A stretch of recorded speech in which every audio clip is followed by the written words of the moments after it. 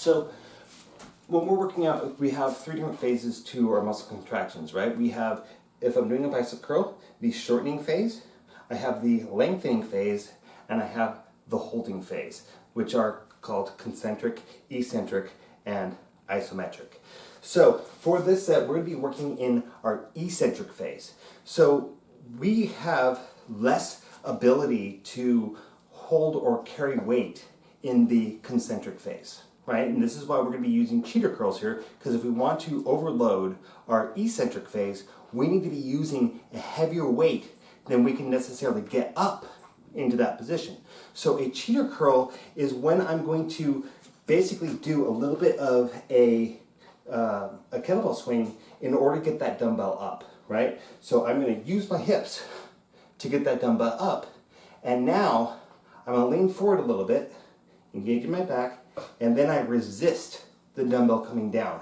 And it should be to the point where I don't have full control. I should have some control, but not full control of how fast it goes down, right? My muscles are getting overloaded here. So I get it up, and then I'm letting the weight of the dumbbell and my biceps resisting that to get that down. Now, we probably only need to do like 6 to 8 reps of this. So we're just getting up. Notice I'm only doing one arm at a time. I don't want to be burning out my glycogen stores here throughout my entire body here. I want it just to be focused on the single arm, getting down. Now this, of the three different styles of closing sets that I'm giving you, this is probably the one that's going to burn out and help you develop that muscle the fastest next to the isometrics. So really, really kind of focus on getting this up.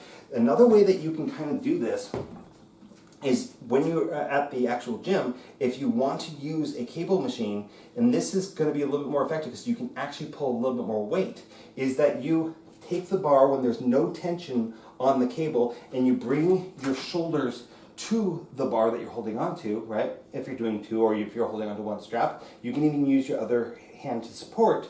I'm going to connect the cable to my body.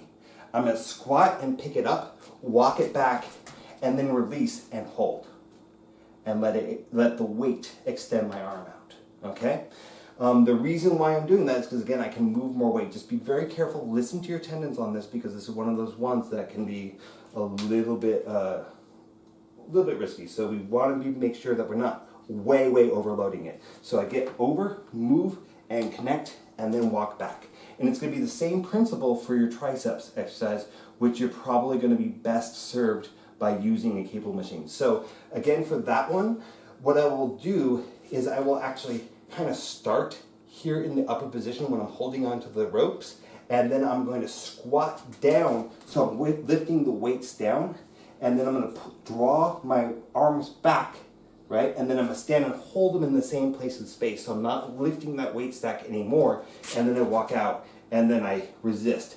Notice that I'm tilting my body as the weight is pulling my arms back.